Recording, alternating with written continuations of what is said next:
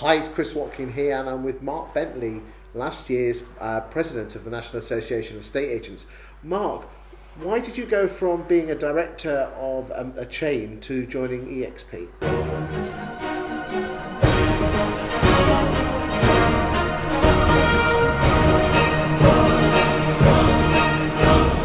Talk to me.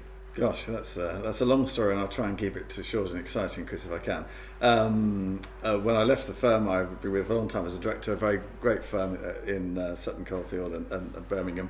I had a long time there. The presidency was coming up, and I always say to people, if you're going to do a job, do it properly. And I really wanted to do the presidency well. I wanted to give it all the time it deserved. It's a real opportunity to meet a lot of our members and to see and really get involved and really help and give back a little bit. I've done this job for so long, an opportunity to give some experience back. So the decision, first of all, was to focus on the presidency, and that was a fantastic year doing that. And then as I came out of that, I'd had a lot of people approach me and talk to me. I won't obviously mention names here now, but various companies asked me if I would consider doing various things for them. One of the great things about off the coalface, and you would know, working in estate agents for a long time, I've spent 40 years working 6 days a week, thoroughly enjoying it, but working 6 days a week. And this has been a real opportunity with the presidency to step back a little bit and have a look. Lots of people in IT talking to me about this product. Well, will you endorse this, or will you give us advice whether you think this is a good product or not? I could give examples of that, perhaps won't go off kilter with that, but some really interesting stuff there, which is good.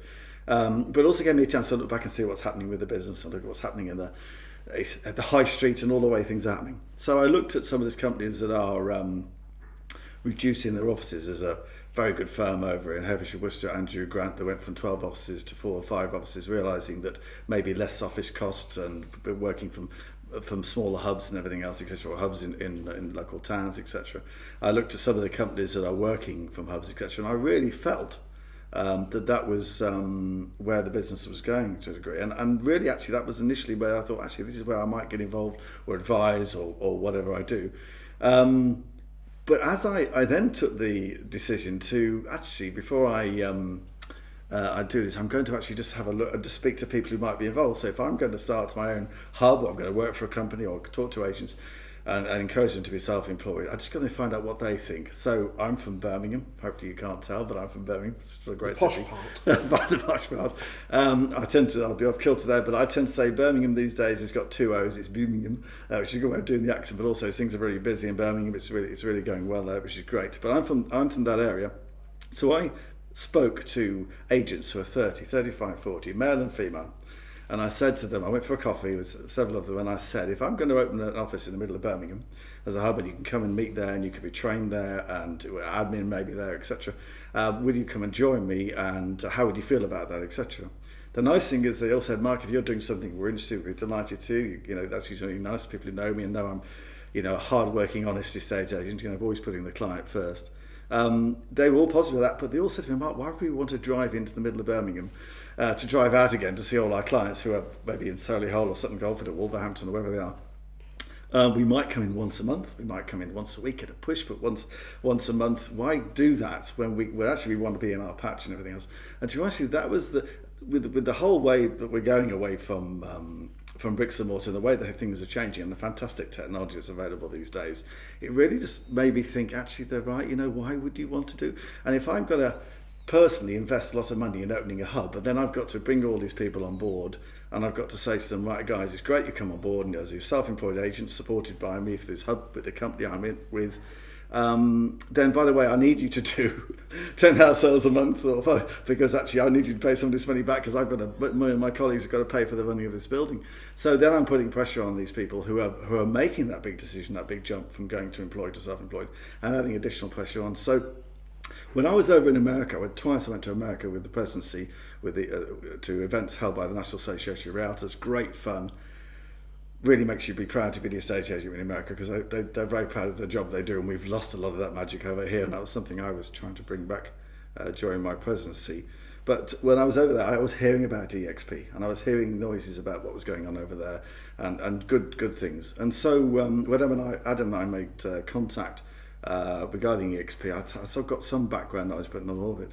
But when you look at the model, when you go into EXP world and you look at the software that's available, when you think at the end of the day, what everybody says, estate agency is a people business, And I've lived and worked in the same town all my life, and I can walk down the high street and every other person will say hello and be nice to me. I'm very proud of the fact that in 40-something years of this business, nobody's ever punched me on the nose, which is good. So, I've always tried to look after whether it's a seller or buyer. But I just thought, actually, I initially thought this was one step too far, and then I thought, no, I don't think it is. I think so had you seriously considered starting your own hub and then bringing like associates and under your umbrella? Yes. But you decided that EXP was was the best umbrella organisation. Are you still wanting people to be associates under your hub, or no? Not at all. I want people to individually blossom under their own rights, supported by EXP. That's what I want them to do. I thought the hub was the next step in agency, and initially I thought EXP was 2 or 3 steps away. And the more I looked at it and considered and talked to people, I thought, it's not. Things are moving that fast. That I just thought, actually no, and although I'm an old guy and been around a long time, I do still enjoy the business thoroughly. I'm still very enthusiastic about it, I love the tech. But do you have people? Adam Day runs the show in the UK. Are you just, when I say just another, you're just another associate, or are you going to have associates not under you, but basically got you guiding and mentoring them? I'm going, yes, absolutely. And the way the system works. So obviously, initially, I was helping Adam with the launch of EXP, and I suppose hopefully adding some credence to the fact that when he was launching, that if I'm involved, then it must be okay. So hopefully, that was very conscious of that. That was a big decision, Chris, actually, when I was deciding to do this, because I'm very aware that people would watch what I was doing, and and it was my reputation on the line. So did you decide that you liked it so much that, in fact, instead of helping him out, you decided to go back into agency and almost? That was a side issue, because actually I started as a consulting, and I do, through my consultancy, I do various things for general clients and for estate agents as well. And for tech companies, I've done webinars for tech companies and things like that as well. But ever since I stopped being hands-on to do my presidency, most of my clients still have my mobile number, and I always used to give out my personal mobile number as well as my office number. And they call me every couple of days. I get a call from a client every other day. I get a call, will you help my daughter's buying a house, an advisor? Mark, my aunt has passed away, what shall I do? Because I've been the person that they have contacted over the years and everything else. So as this situation sort of grew, and I was initially handing some of this work to my old firm because they're a good firm and everything else, etc., and I have a good relationship with them. But it just, particularly with the EXP, I thought, I don't really need to do this. I could be helping these clients personally. Have you fallen back in love with agency then?